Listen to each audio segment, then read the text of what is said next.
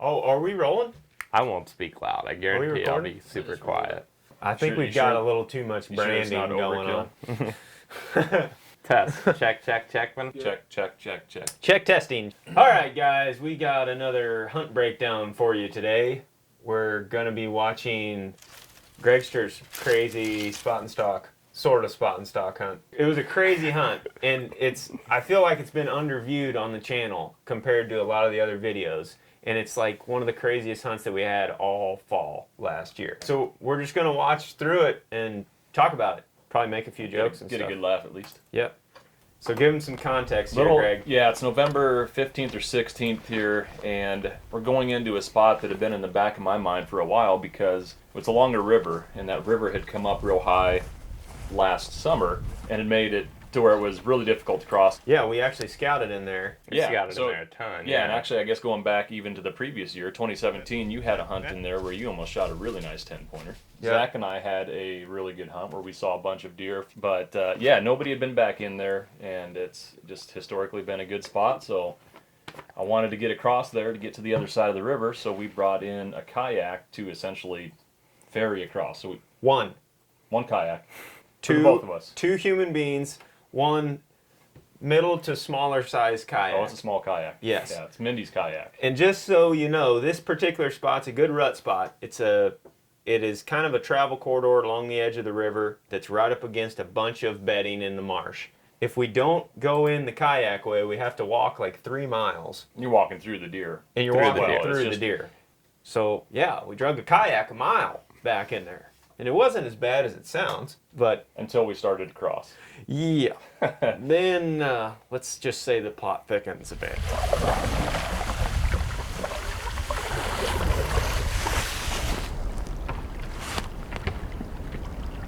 Well, he made it, but barely. The current was a little bit stronger than we anticipated. The both of us, after doing this, wouldn't have done it again No. after we did it. But as you can see here in the video, this is where the first error was made. So we brought in all the ropes. We got there, we tied all these ropes together, and I was like, oh, that's plenty to get you over to the other side. Well, Greg starts over there, and I want to film this, so I just tied the rope to a T-post. And like all that rope just got in that current, and it took it all downstream. So, and about the time Greg gets over to the opposite bank and he's getting ready to dock his kayak and get out, 150 feet of rope gets caught in this current and starts pulling him backwards. Yeah, I looked over there, and was just I mean, hard he as is I could just moving he water, is full whoosh, row, whoosh. like, and he's going backwards. Because there's yeah. so much weight getting pulled against him. And the funny thing is he's like a foot from the bank. And then obviously I had to pull the kayak back once Greg finally got over there, and then I made it. We made it over here somehow. We're crazier than heck. Crazier than heck. I held onto the weeds there, and I was able to stick my paddle in the mud and just kind of wedge myself against the bank, and then, you know, was able to finally step out here, and then everything was good from there. But whew, that was a little more excitement than I was bargaining for. Anyway, we get over there. We finally get stands, saddles, everything together. Luckily, we only have like 50 yards to walk to go to this tree. And Greg and I picked this tree out when we were scouting there that summer. So it was relatively quick setup to get in there. And at this point in the morning, we haven't seen any deer, anything even in the dark. Blew some turkeys off the roost. Yeah. The highlight of the morning was the 2 mallards that came flying down the river. We didn't expect to see a lot of deer. It was more of a cruising spot. Expected to see a deer, but nothing. Nada. So at this point, we've almost perished in the creek whilst dragging. Look at all those ropes. Oh my gosh. Yeah. Get across, get the whole thing set up, no dice, not seeing any deer. We're headed back at 10 in the morning. We've learned our lesson the first time by letting the ropes go in the water. So this time, I held the slack of the rope up, you know, when Greg paddles across, and as you can see, it worked way better. Way better.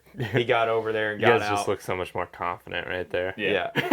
But yeah, like I'm at the end of the rope. Yeah. And I'm like, Greg, I'm at the end of it, so you better get out quick before the current grabs it. And then, yeah, it worked out. So we got out of there, and we're walking back. Now this is when things get crazy. We're walking back, and it's a mile. It's like noon 44. And this is an access path we're walking down that's getting tons of traffic. That's why we didn't stop and hunt there in the first place, is because it's real close to the parking lot. We're like, yeah, there's people. I've gone through that. I actually we were looking at the ground and we spotted some big tracks. And then we saw rubs coming into that cover. Yeah. And then you spotted the deer. Yeah, I just looked up. I was like, man, there's a big track. There's a nice rub.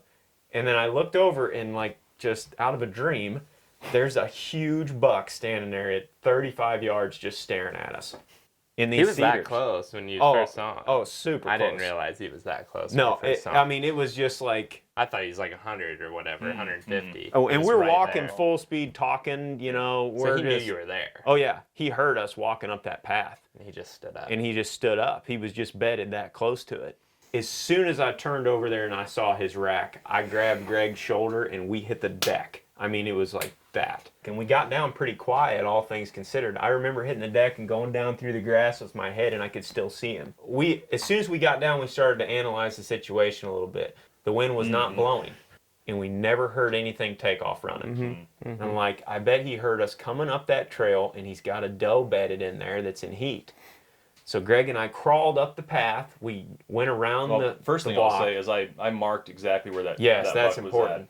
Marked it on the spot because all that cover kind of looked the same, and I figured as we rotate around it to get the wind in our face and to make a move on him, it's going to start to look different. So I wanted to have an exact point, and since we didn't hear him move out of there, we figured he was probably going to be in the same spot, especially if he had a doe in there.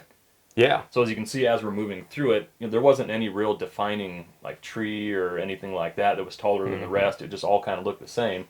So I marked that spot, and then that way, we had a reference as we started moving in on him at a different angle. We went up in there, and the strategy was, like, it was calm. Let's just sneak up cedar tree to cedar tree until we hear them in that stuff moving around.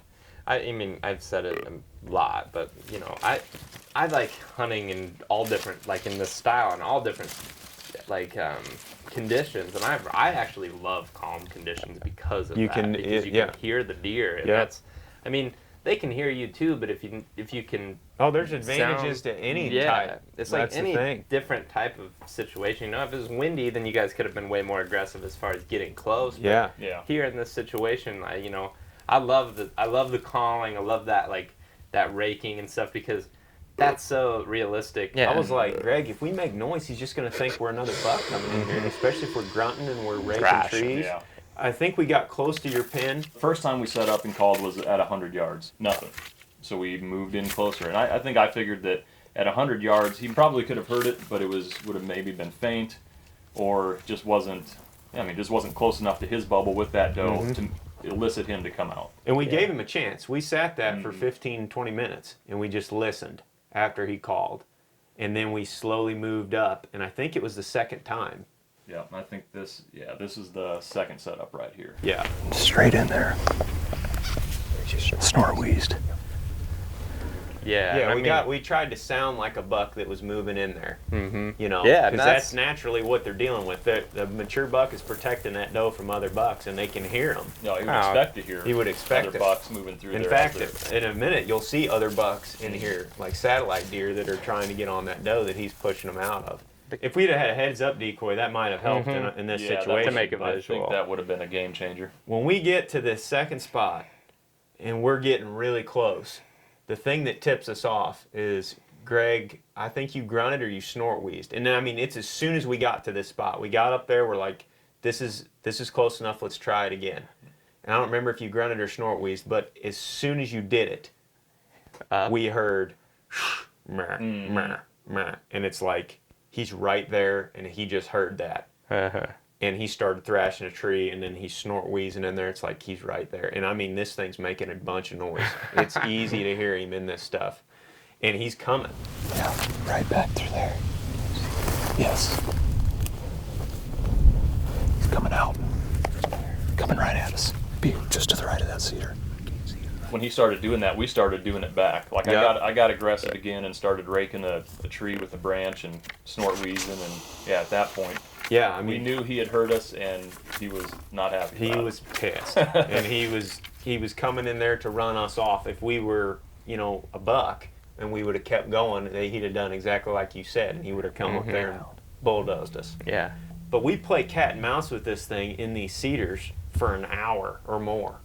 I mean, it probably was more than that. Yeah, I think it kind of went in two different stages. That initial setup when he started coming out, and then. So what's this? So you guys got him to stand up and start thrashing, and then you moved again a third time? Yeah, and the deer's like 30 yards from us. Yeah. I mean, when we're moving around. I think this right here is the first time we lay eyes on him. One side note for the viewers, like people often, ask, how do you I could never do that. How do you get this closer? That wouldn't work in my area. Like Greg is in the shadows. It's hard light out of the shadows. Like you can get away with trust me, you can get away with a lot more than you think in a lot of different areas. He's like 30, 40 yards, and he's obviously got a doe pinned in there is what we're thinking. Yeah, again, this is a 3-hour encounter, so it's a 20-minute video, but he would come out, we would see him, then we'd lose track of him, he would go back to the doe, and then we'd grunt or snort wheeze at him, and he'd get him to respond, he'd snort wheeze back, and then we just kind of keep closing in, moving in on him, and here's where I thought it was going to happen. When the doe started to get involved, I thought she was going to be his demise. Yep. Like wherever she went, he was going to follow, and I thought she was going to come right out. And right there you can see him just past your head, Greg. They're 25 yards right there. Yeah. And all he had to do was push her through that little gap. Yeah, she was coming right. Both of them were coming right at us, and I thought, this is it And right they here. And then he turned her- turned and went back. He's doing a lot of what that buck did when you and Ted were in the canoe, though. Mm-hmm. He's standing there and he's watching that doe, and he's watching for other bucks. And And if you get him ticked off, he's raking trees and grunting and making noise. But a lot of the time in that 3-hour encounter here is spent in dead silence because that buck is just standing there. Well, we've been talking about this whole time they're watching for other bucks. We see a small buck. Like Greg and I are getting super aggressive at this point. Like we're going right at him. We put a lot of pressure on him. We've continued to call as we've gotten in close, just trying to get him to come out. So at this point, he's basically trying to move that doe out into the marsh, which is just adjacent to where we're at. Yeah, we made another 30-yard move And got up to the edge of the cover to where we could see out into the marsh. Yep. Couldn't see or hear them, and then all of a sudden, here comes the doe, Yep. and right behind her is the buck. There comes the big guy.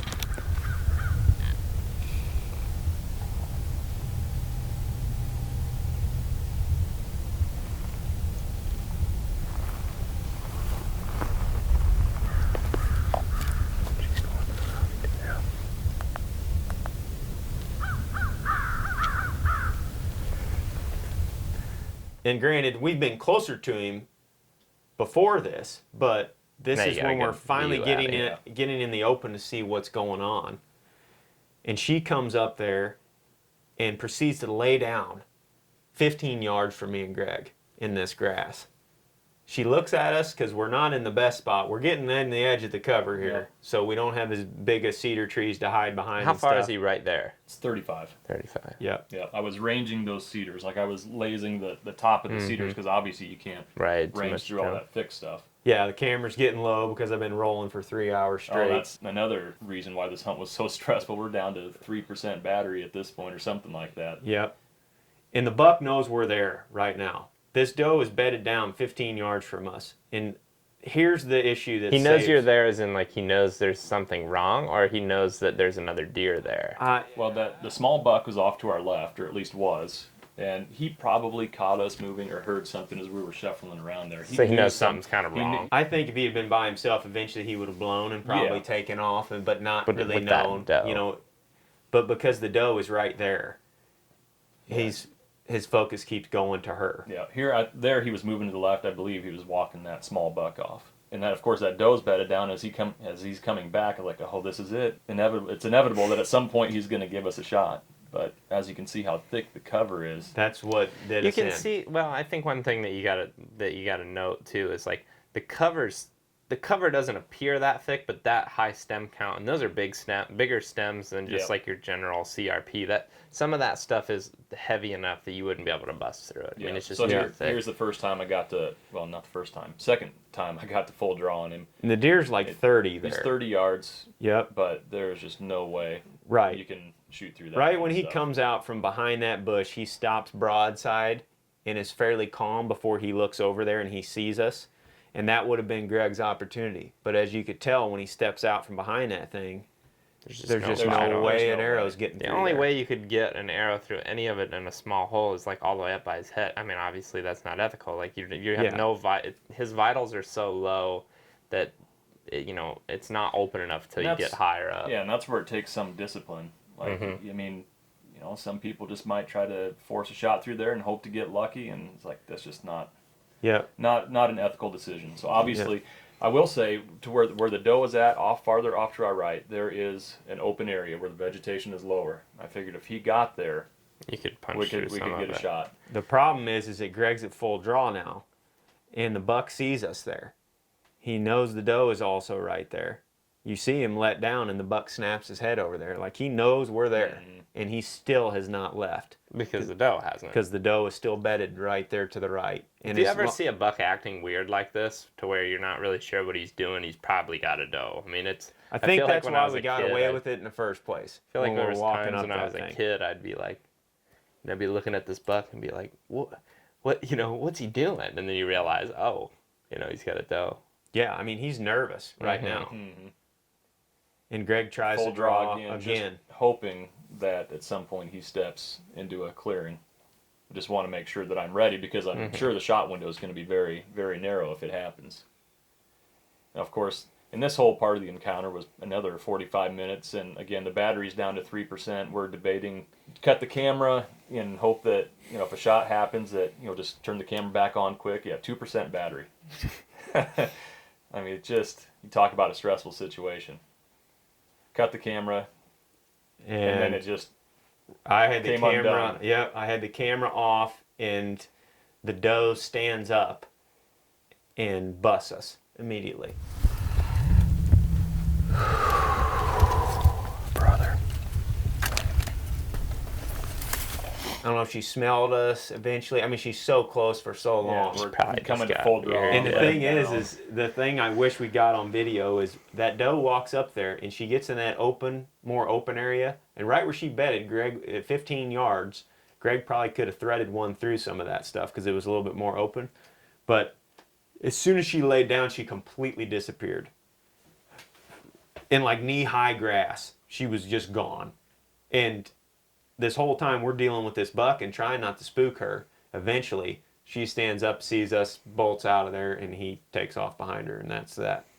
Yeah, I don't know if you can see behind my shoulder there a little bit, like where she was bedded. If he would have eventually got there, probably could have got a shot. But Patience is everything, Hey. I mean, we've been there for 3 hours watching this thing, and we're desperately trying to get a shot at When it. you're in a situation like that, you have to shut your mind off to time and basically everything. Yeah. I mean, you have to just focus on you and the deer and every little movement that you make, and then You're waiting for that deer to give you the opportunity, and he just didn't do it in this case. yeah, so I mean, at this point, we're at the end of a 3-hour encounter. We both dehydrated, been getting blasted by the sun all afternoon. Yeah, I mean, got it a was- sunburn in late November Yeah. on my face because we were out there. And at the end of it, just as we had moved our way through there, it was kind of like, yeah, I see why there's deer out here, and I see why It's one people little. walk right by it. It's just there's no place for a tree standing there, as you can tell by looking at the footage. There's all these little thick grasses and blending with marsh stuff and cedars. There was a slight rise in elevation right there to where they could bed out there, and you could stand up and see the parking lot itself and the access pretty much all the way around. You're talking a path and an access road with tons of human scent, tons of human traffic, and literally 60 yards from it is this bedding area. you said, and I feel like it can be confusing, you said a mature buck wants to be where there's no people, and here It we can are be. saying, like, there's people everywhere, but there's no people. It's like, it's so fragile. It can literally be like, It's that spot. It's that Talking- exact spot. It's that. and so Yeah. so when I was talking with Greg Litzinger on a podcast a couple weeks ago, he was talking about hunting off of the Appalachian Trail, which gets tons of Gets traffic, all kinds of traffic, yeah. So he's saying, he's hunting off that, and the deer know that there's people there, so they're okay with that scent.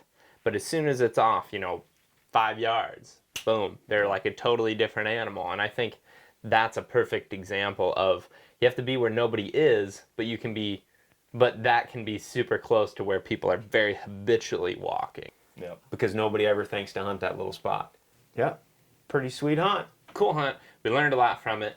I'm hoping that you guys learned from it, because like I think we all take away something from stuff like that, and it's a great encounter with an awesome buck. Heck yeah, Maybe we didn't next die time. in a river either. Yeah, So, that's bonus. the most positive part of the all's whole well. thing. But that's it for this video, guys. Hope you all enjoyed the hunt breakdown. We'll have more coming for you real soon. Take it easy.